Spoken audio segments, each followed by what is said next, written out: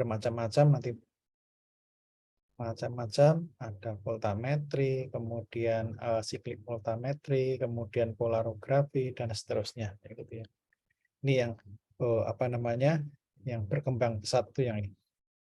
Akan tetapi sayangnya kita nggak punya alatnya yang seperti instrumen UV, SAS, kromatografi kayak gitu ya. Jadi yang ini kita hanya punyanya yang di lab itu pH meter, itu masuk yang potensiometri tadi yang harusnya 0, kemudian konduktometri ya gitu ya. Kita hanya punya itu. Yang lainnya itu memang agak susah, alatnya kecil, tapi kalau ada rekanan yang menawarkan itu kadang alat tersebut itu tidak ada ya gitu ya. Kelihatannya yang beberapa bisa dimodifikasi sendiri gitu.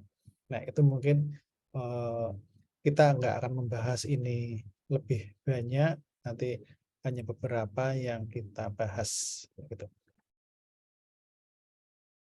Jadi ini tadi sama dengan yang digambar, metode statis yang harusnya 0, contohnya adalah potensiometri yang dinamis, ini harusnya tidak 0, bisa potensialnya yang dikontrol, atau ini seperti voltametri, polarografi, atau mungkin arusnya yang dikontrol seperti elektrografimetri ya gitu ya. Nah, sebagai pendahuluan mungkin ini pengantar untuk elektrokimia, bahwa dalam suatu sel elektrokimia terdiri atas 2 buah elektroda. Jadi minimal ada 2 buah elektroda ya gitu ya. Kemudian ada larutan elektrolit dan sumber arus atau voltametri, bisa voltameter gitu ya. Nah, kemudian 2 buah elektroda ini bisa elektroda standar, kemudian yang satunya lagi sebagai elektroda penunjuk atau indikator. Jadi nanti ada standarnya, yang satu sebagai indikator. Sehingga nanti kalau kita mengukur kayak gitu nanti dibandingkan dengan standar ya gitu ya. Dibandingkan dengan standar ya gitu, seperti kita misalnya mengukur 1 kilo kayak gitu kan, pembandingnya kan anak timbangan. Nah, anak timbangan nanti kan standarnya 1 kilo itu apa kayak gitu ya. Jadi di sini kita nanti bermacam-macam elektroda standar yang bisa dipakai kayak gitu ya. Kemudian ada 2 jenis sel elektrokimia, yaitu sel galvani dan sel elektrolisis gitu ya. Di mana galvani di sini reaksi kimia menjadi energi listrik, sedang elektrolisis kebalikannya ya gitu ya. Energi listrik menjadi suatu zat yang baru ya gitu ya. Jadi sel galvani itu reaksi kimia untuk menghasilkan energi listrik, kemudian yang elektrolisis energi listrik menjadi suatu zat baru ya gitu ya. Jadi kebalikannya. Tentu saja yang satunya itu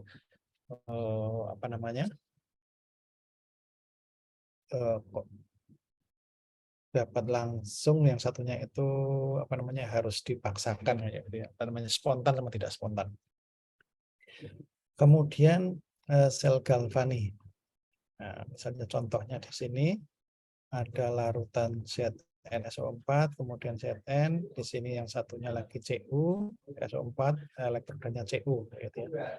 Di sini ada 2 elektroda, larutan elektrolit, kemudian voltmeter tadi ya.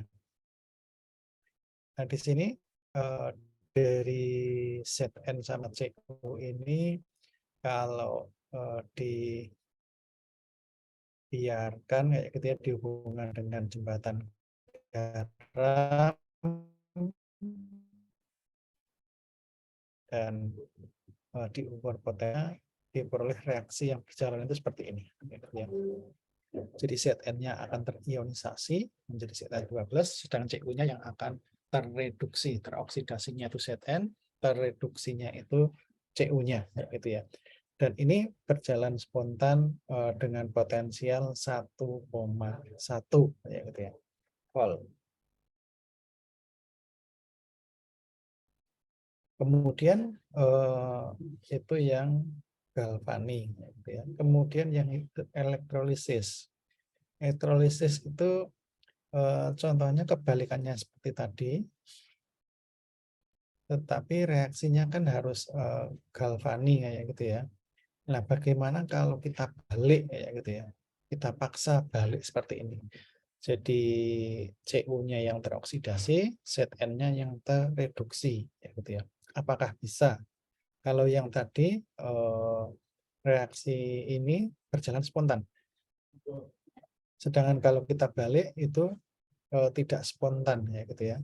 Enggak, sehingga perlu energi dari luar ya. Sehingga apa namanya? Harus perlu energi dari luar yang besarannya itu voltasenya itu harus lebih besar dari 1,1. Jadi kalau diberi potensial yang masih kurang dari 1,1, maka sel galvaninya yang tetap akan berjalan ke kanan, gitu ya. Yang reaksi ini tetap berjalan. Tapi kalau diberi tepat, itu pas keseimbangan, tapi kalau diberi lebih dari 1,1, baru reaksinya akan berbalik. Jadi dipaksakan dibalik kayak gitu. Jadi reaksi ini bisa terjadi kalau potensial dari luarnya lebih dari 1,1 tadi. Ya, kayak dipaksakan reaksi dibalik kayak gitu ya. Itu mungkin pengantarnya. Kemudian dalam elektrolisis itu ada tadi ada dua elektroda yang kita sebut anoda sama katoda ya gitu ya. Di mana katodanya adalah tempat terjadinya reaksi oksidasi, kemudian katoda tempat terjadinya reaksi reduksi gitu.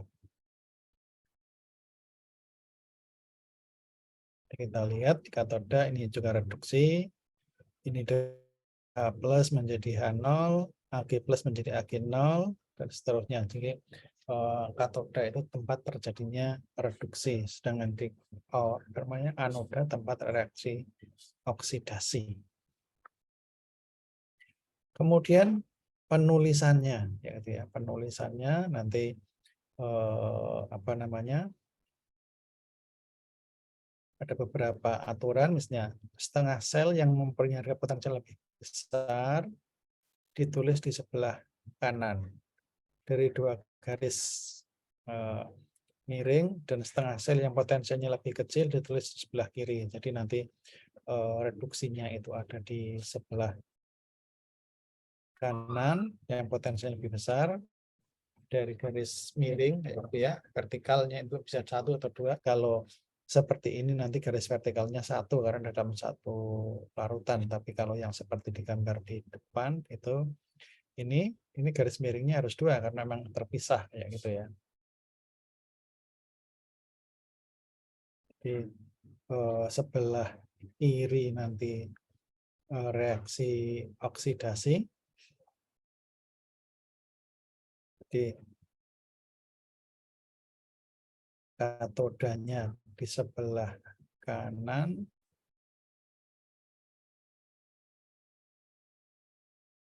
tapi yang lebih kecil di sebelah kiri. Urutannya dari elektroda, kemudian larutan elektrolit, garis batas, larutan yang kedua, kemudian elektroda kembali, ya gitu ya. Kemudian kadang dihubungkan dengan tanda koma, ini untuk apa namanya, apabila lebih dari 1, ya. Sebagai contoh di sini. Zn, Zn. Nah, berarti di sini apa namanya? Ini elektrodanya, ini larutan elektrolitnya. Tadi ini di katode, tadi sebelah kiri itu anoda ya.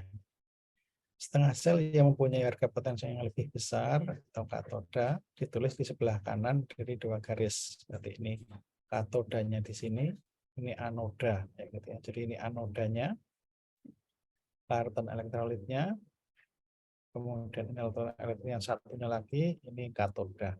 Gitu ya.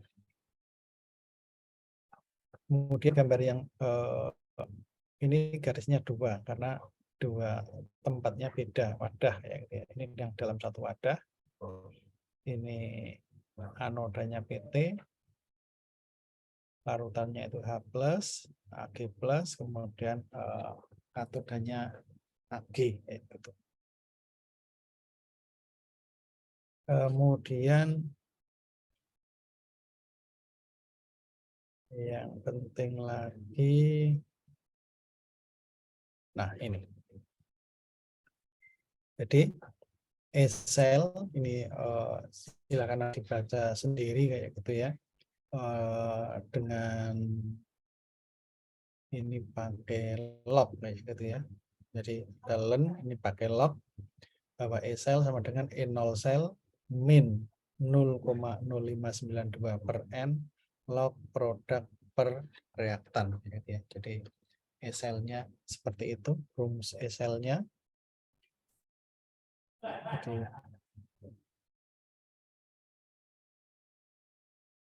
Jadi E-cell adalah E0 min 0,0592 per N log produk per reaktan gitu ya.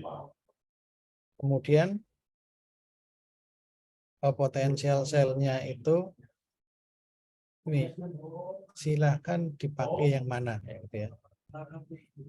Biasanya bisa saja E-cell adalah E katoda plus anoda atau bisa juga ini gitu ya. Jadi seringnya nanti yang dibahas di buku ini yang bawah ini. Jadi E-cell adalah E katoda min E anoda dengan catatan anoda tidak diubah dulu. Jadi ini ya reaksinya reduksi, ini reaksinya oksidasi kayak gitu ya. Kalau di sini yang pakai plus semuanya dibuat menjadi reaksi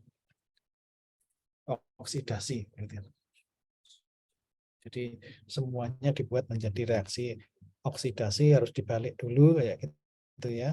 Kemudian pada penyembelihan. Tapi kalau apa adanya, jadi di sini reaksi reduksi, ini reaksi oksidasi, ya pakai min gitu ya. E-cell adalah E katoda min E anoda. Kemudian rumusnya E-cell-nya ini, kita lihat contohnya misalnya.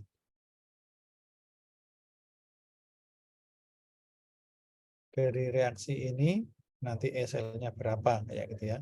Nah,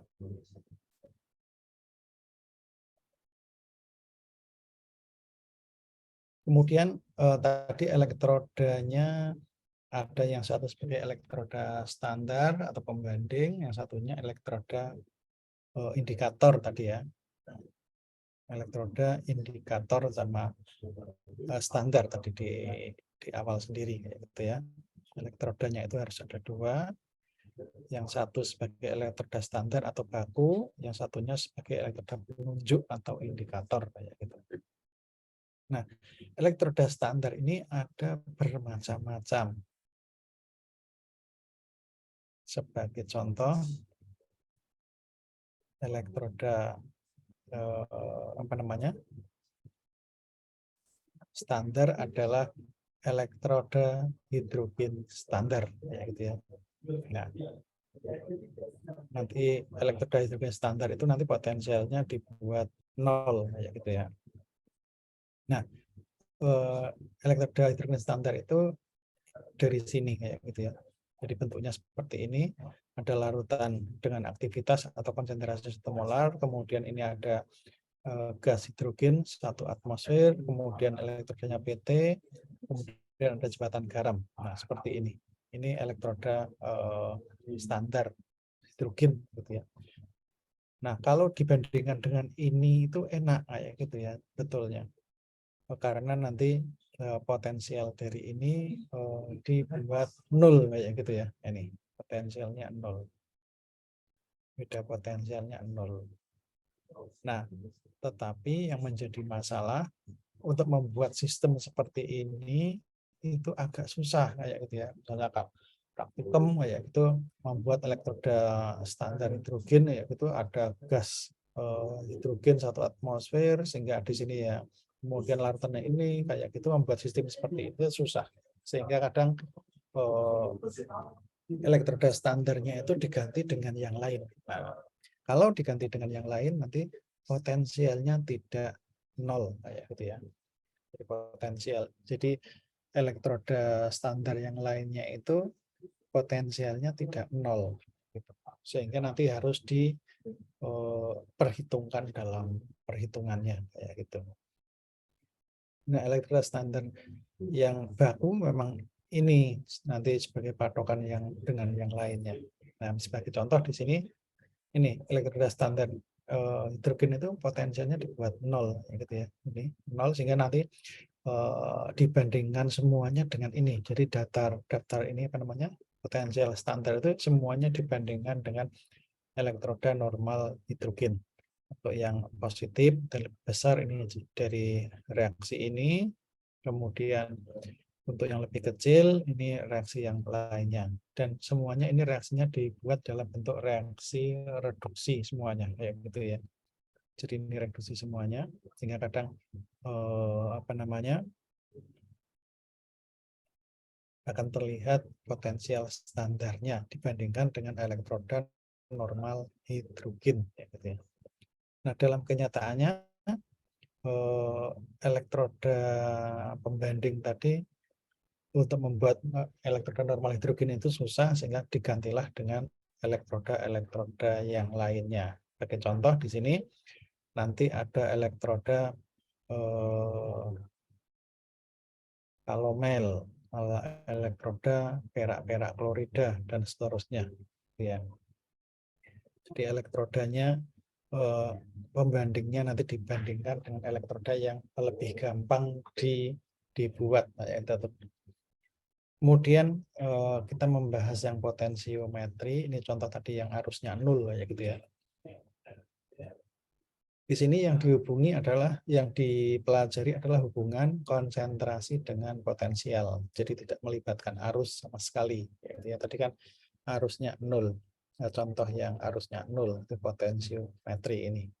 Nah, di sini konsentrasi versus potensial. Misalnya kita mengukur apa namanya potensialnya atau voltasenya dengan konsentrasi yang berbeda-beda. Di sini juga sama, elektrodanya ada dua, elektroda pembanding atau referen sama elektroda indikator adalah elektroda kerja. Gitu ya. Contohnya nanti yang paling gampang ya pH meter gitu ya, atau potensiometri ini. Nah, dalam elektroda pembanding ini harga potensialnya harus tetap. Kemudian diketahui konstan dan tidak peka terhadap perubahan larutan. Ini syarat elektroda pembanding. Jadi potensialnya tetap diketahui dan tidak peka terhadap larutan. Jadi kalau dimasukkan ke larutan ya gitu tidak akan mudah rusak kayak gitu. Potensialnya diketahui konstan dan tidak peka. Tetap juga. Elektroda pembanding ini contohnya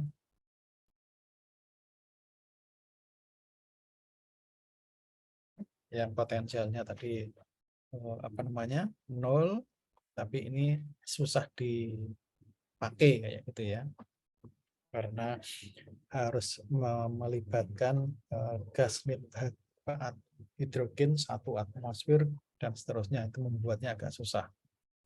Sehingga dalam alat-alat itu nanti yang dipakai kebanyakan elektroda pembanding sekunder ini ya. Contohnya elektroda kalomel sama elektroda perak-perak klorida. Elektroda kalomel di sini apa namanya? Isinya nanti adalah campuran Hg, Hg2Cl2, larutan jenuh KCl gitu ya. Bentuknya seperti ini, jadi lebih praktis dibandingkan yang hidrogen tadi. Jadi lebih praktis dan bentuknya hanya seperti probe yang di elektroda. Nah, di sini yang menjadi apa namanya kuncinya tadi kan ada elektroda kalomel itu bisa KCl-nya itu bermacam-macam dari larutannya. Nah, kalau yang elektroda kalomel jenuh atau KCl-nya jenuh gitu, itu namanya adalah elektroda kalomel jenuh kayak gitu ya. Nah, potensialnya tidak nol lagi, tapi potensialnya adalah ini. Nah, inilah yang harus kita ingat. Kita menggunakan elektroda pembandingnya itu apa kayak gitu. Misalnya kalau kita pakai normal hidrogen, tadi Zn sama Cu kan tertulis 1,1 volt kayak gitu ya. Karena kita menggunakan elektroda normal hidrogen. Tapi kalau kita menggunakan elektroda ini, misalnya kalomel jenuh, maka yang terbaca bukan 1,1 volt, tapi ada ketambahan ini, ya gitu ya, potensial ini.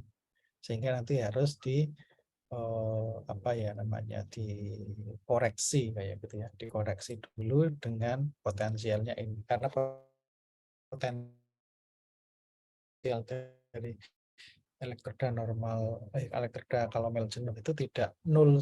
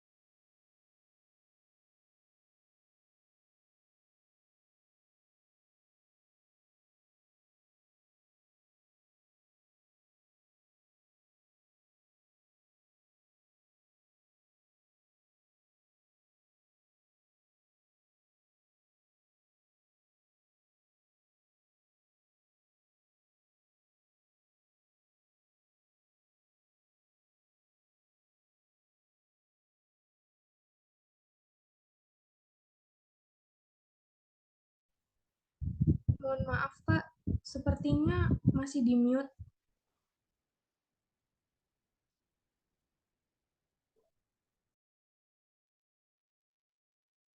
Elektroda kalomel ini tadi potensialnya tidak 0 tapi 0,246 kayak gitu ya. Sehingga nanti eh, kalau saudara ngukur itu nanti pembandingnya itu apa? Kalau hidrogen kayak gitu, angka yang tertera ya itulah hasilnya kayak gitu ya. Tapi kalau di elektroda kalomel jenuh ya harus dikoreksi dulu dengan angka ini kayak gitu.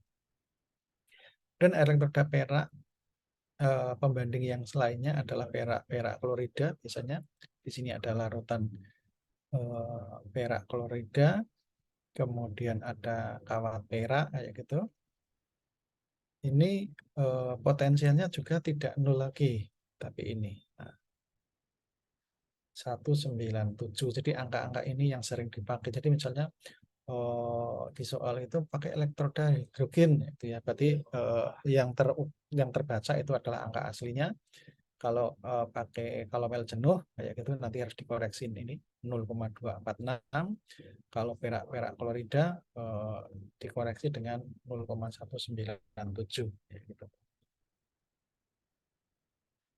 Kemudian itu elektroda pembandingnya gitu ya. Jadi bisa bermacam-macam. Kemudian elektroda indikatornya ini malah kebalikannya. Tadi kalau yang tadi harus peka konstan kayak gitu ya, dan tidak mudah ini, tidak mudah apa tadi syaratnya tadi, ini syaratnya pembanding itu harus potensinya tetap diketahui konstan dan tidak peka. Nah, yang indikator malah kebalikannya kayak gitu ya. Jadi harus peka kayak gitu ya. Harus peka terhadap lingkungannya kayak gitu. Nah, ada elektroda logam, ada elektroda membran gitu ya. Logam jadi ini biasanya menggunakan logam misalnya Cu kayak gitu, PT kayak gitu yang bisa dipakai. Kemudian yang elektroda membran itu contohnya di pH meter kayak gitu ya. SCE ini berarti saturated kalomel elektroda ya gitu ya. Kalau SCE itu berarti elektroda kalomel jenuh gitu ya. Kita lihat contoh di sini. titrasi 100 ml larutan Vero 0,1 molar dititrasi dengan Ce14 0,1 molar. Hitunglah potensial pada penambahan Ce sebesar 25, 100, 101 ya, gitu ya. Kita lihat reaksinya nanti seperti ini. Apa namanya? Vero akan berubah menjadi Veri 13, sedangkan Ce akan berubah menjadi Ce3+, ya, gitu ya. Jadi ini akan teroksidasi, yang ini akan terreduksi ya, gitu. Nah, pada penambahan 25 atau 25 yang tertitrasi kayak gitu, jumlah mol Fe yang terbentuk adalah seperempatnya kayak gitu ya. Jadi tak tambah sing gitu Pak, sing hukum itu Pak, bener ya? ya,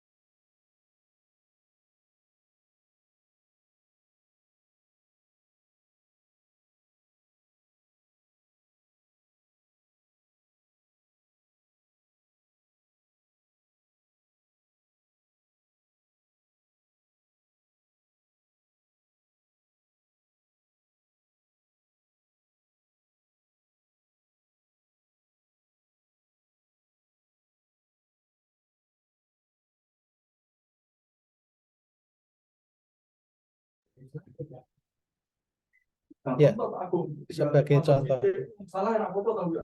ya, Veri yang terbentuk sekian. Oh, Elina, gimana Lis?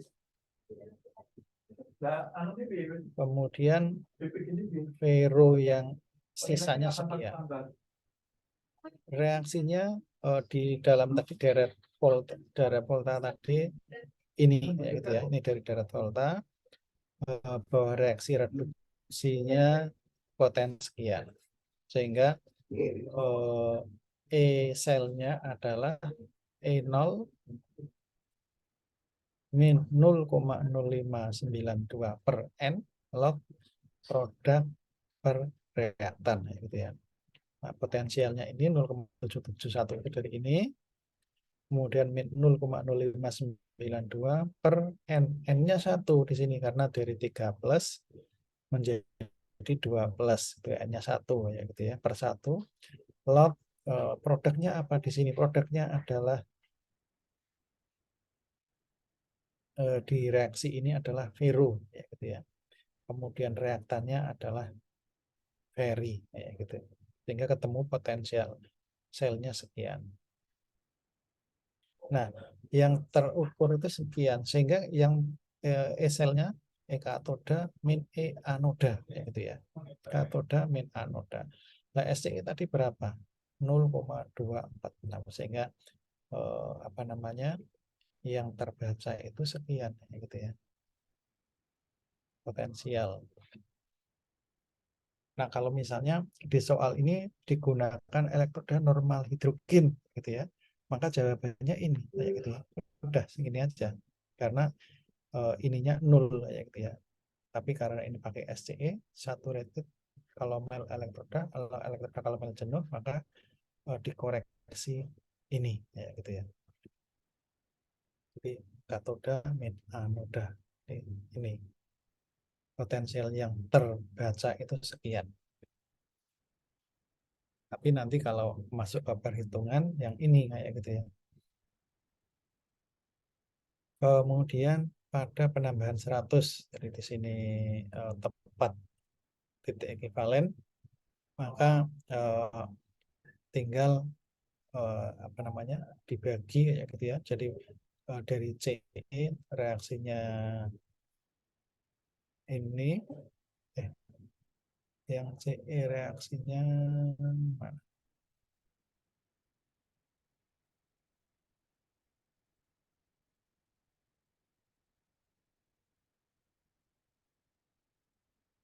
Ini langsung dibagi dua gitu ya. Jadi 0,71 sama 1,61 ini dari deret volta tadi bagi dua.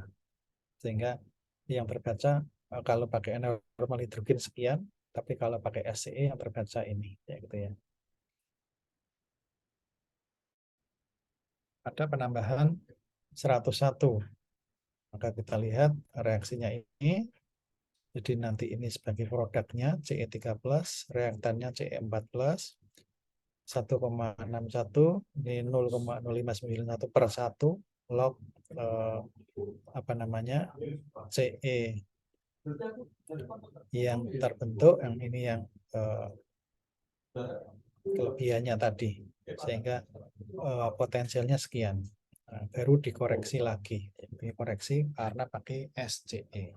Jadi jawabannya ini. Jadi kalau di sini diukur pakai elektroda normal hidrogen, maka nggak perlu harus dikoreksi seperti ini, gitu ya.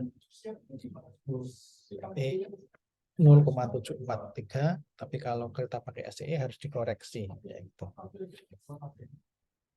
Itu contoh perhitungan bagaimana menggunakan elektroda normal hidrogen maupun SCE, ya gitu ya. Kemudian ada juga elektroda ionik selektif. IC, ya, ionik selektif elektroda ini yang berkembang sangat pesat, ya gitu ya. Salah satunya adalah pH meter, ya gitu ya. Kalau ionnya itu adalah H+, alatnya nanti adalah pH meter. Tapi kalau ionnya itu Ag, nanti ya perak meter kayak gitu ya, atau apa namanya kayak pH meter tapi khusus untuk ukur konsentrasi ion perak kayak gitu. Tapi kalau elektrodanya itu apa namanya membrannya ini hanya yang membran itu kan menyeleksi kayak gitu ya, yang bisa lewat itu apa kayak gitu ya. Kalau yang bisa lewat hanya H+, nanti nama alatnya ya pH meter kayak gitu. Nah ini banyak yang mencari ini apa namanya membran ini untuk analisis secara cepat ya gitu ya. Jadi misalnya yang boleh lewat itu apa kayak gitu ya dengan membran yang dibuat. Kalau yang bisa lewat itu ya, hanya Na+ ya gitu ya, nanti alat tersebut bisa mengukur konsentrasi Na kayak gitu. Itu apa namanya banyak yang diteliti oleh orang-orang Jepang kayak gitu ya, yang intensif di ini apa namanya elektrolisis. Contoh yang lainnya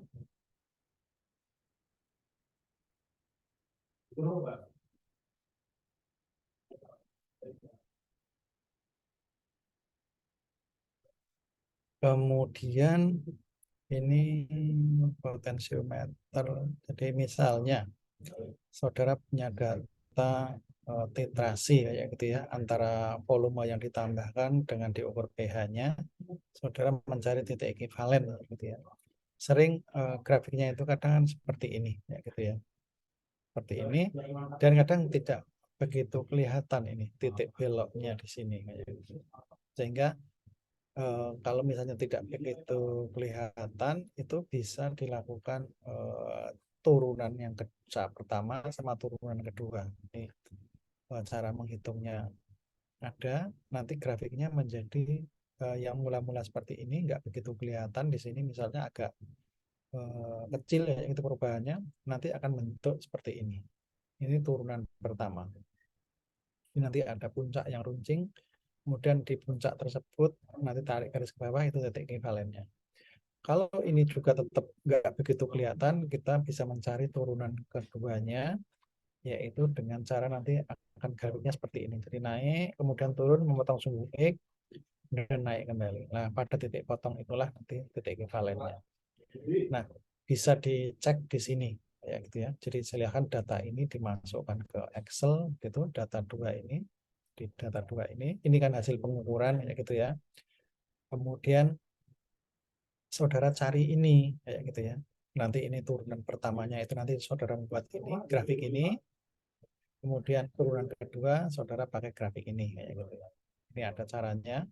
Ini VX itu dari mana? Oh ternyata P1 tambah P2 dibagi 2 berarti 1,5 kayak gitu ya.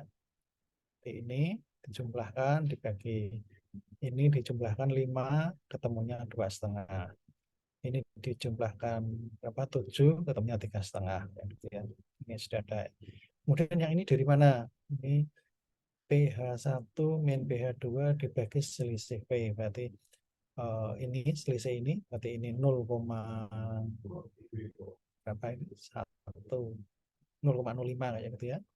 0,05 dibagi selisih ini 2 dikurangi 1 berarti 0,05 dibagi 1 ketemunya ini dan seterusnya. Ini juga sama nanti ketemunya dari VX2 VX1 ini dibagi 2 dan seterusnya. Ini nanti kalau saudara buat grafiknya akan seperti ini dan akan lebih kelihatan titik ekivalennya. Kemudian apa namanya polarografi ini adalah teknik analisis yang berdasarkan ini kurva arus potensial. Jadi hubungan antara arus dengan potensial.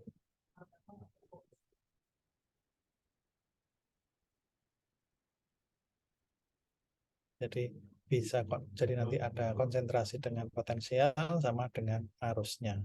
Nah, elektrodanya biasanya pakai ini elektroda tetes merkuri gitu ya. Nah, ini juga apa namanya mahalnya di sini.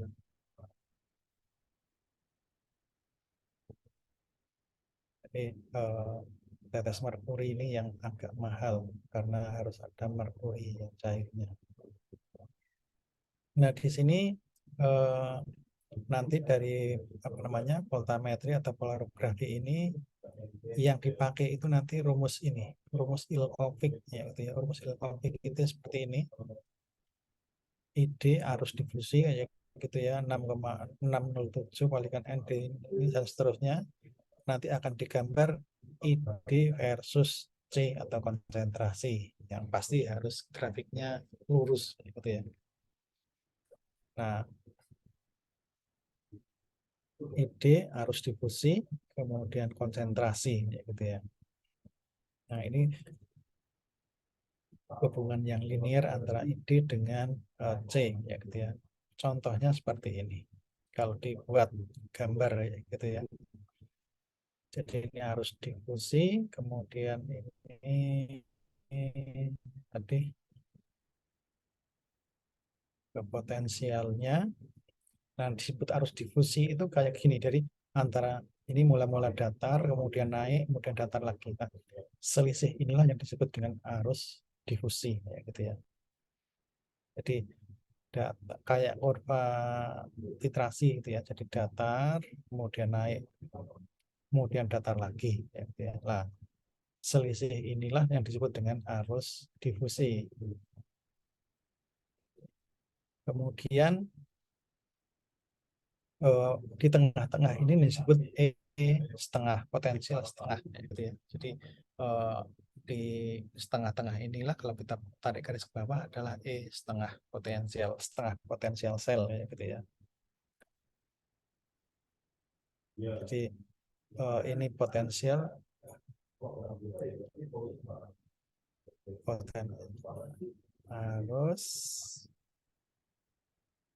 harus difusi ini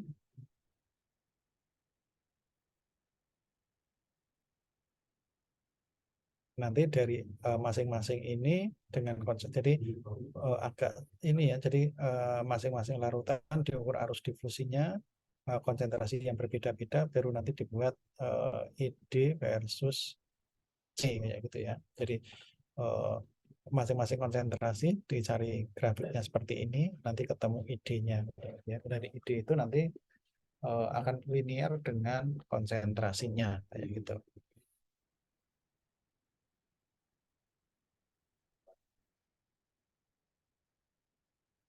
Nah, kemudian E setengah ini bisa digunakan untuk analisis kualitatif, kayak gitu ya. Oke. Sehingga kalau potensial E setengahnya sama, itu adalah zat yang sama, kayak gitu.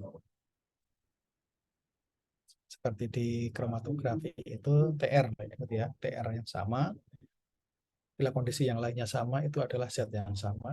Kalau di sini E tengah yang sama menunjukkan zat yang sama. Jadi analisis kualitatif.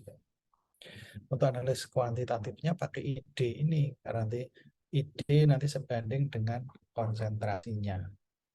Persamaan Ilfik tadi. Nah, ini untuk analisis kuanti. Jadi arus difusi atau ID digunakan untuk analisis kuantitatif, sedangkan potensial setengah gelombang atau I setengah untuk analisis kualitatifnya.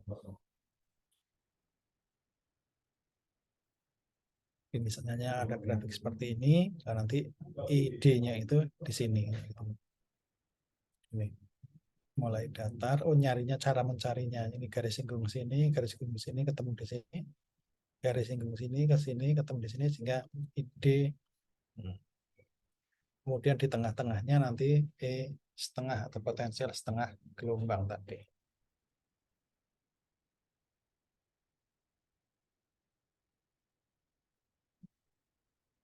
Kemudian ada juga konduktometri.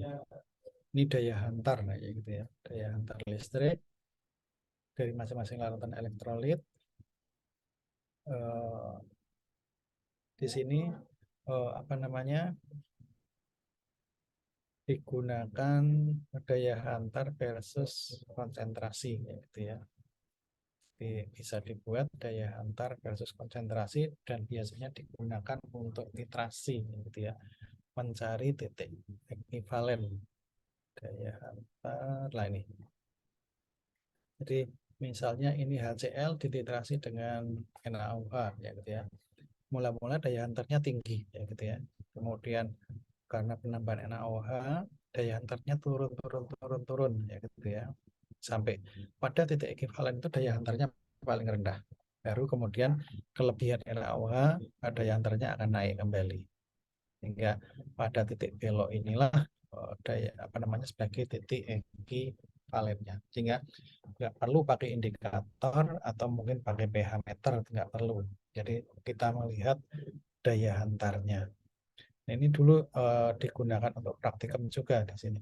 Tapi sayang sekarang kelihatannya nggak dimasukkan lagi sebagai salah satu acara dari praktikumnya. Ya, gitu.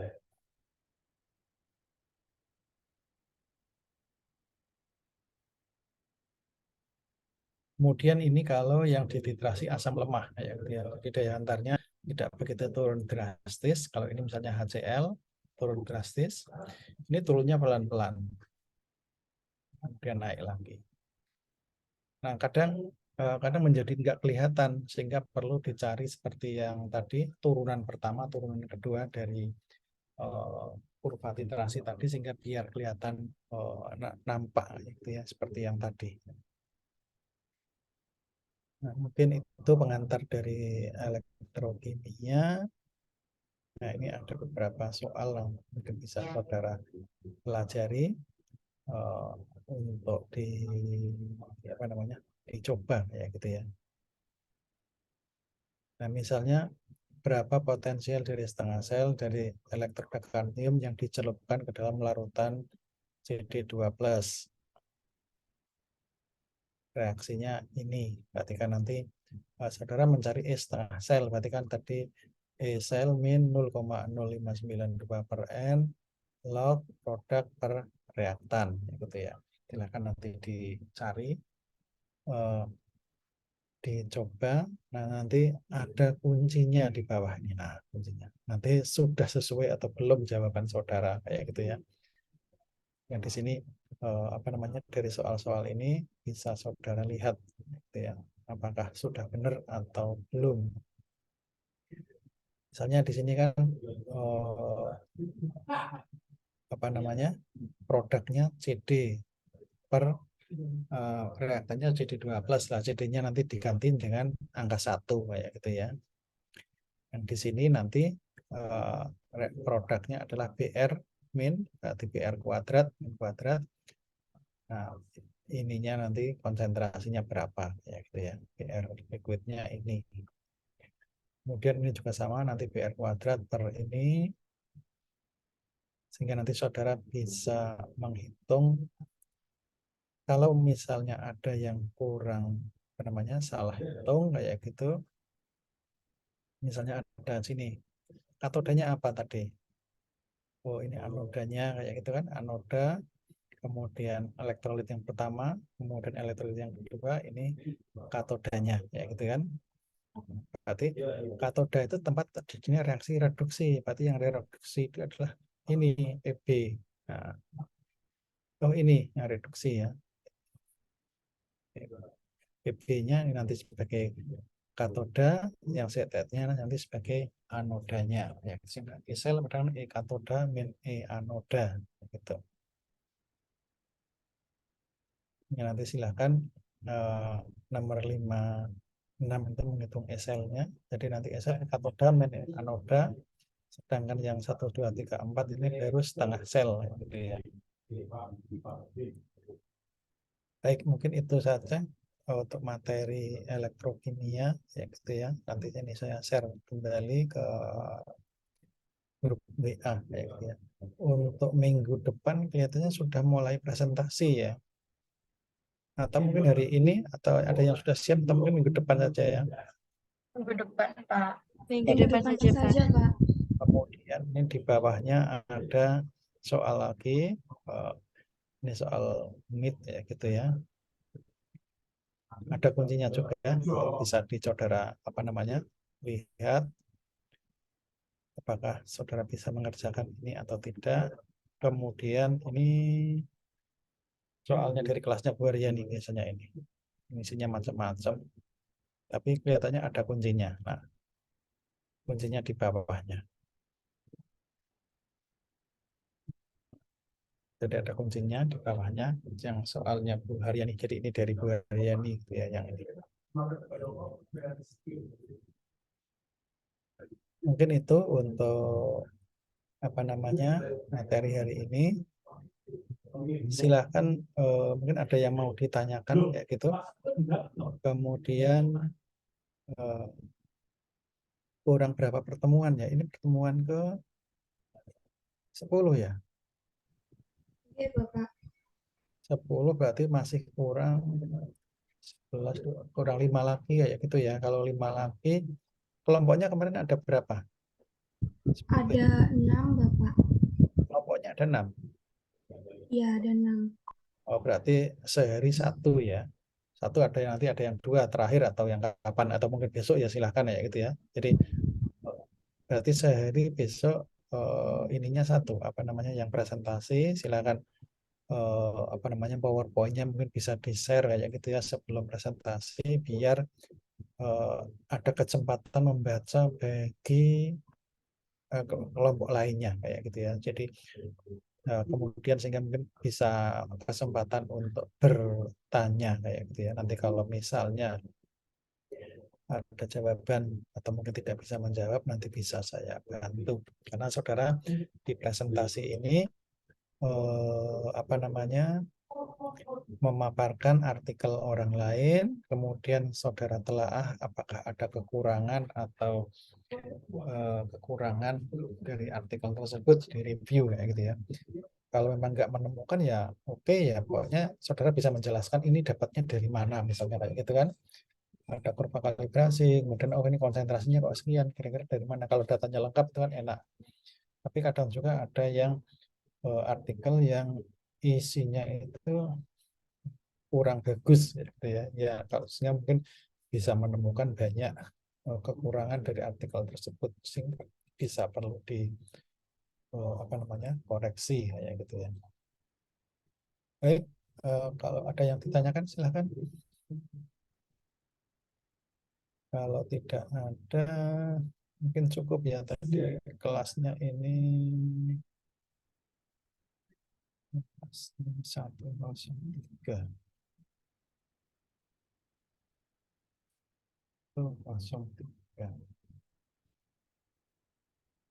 Dan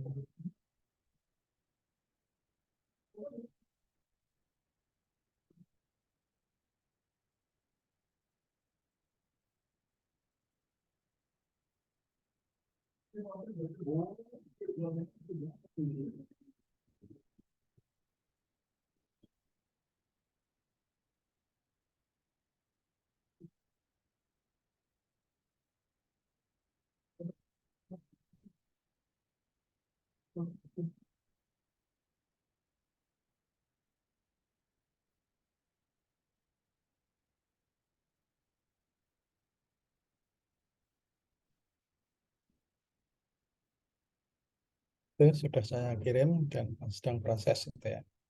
Silahkan untuk bisa dipelajari.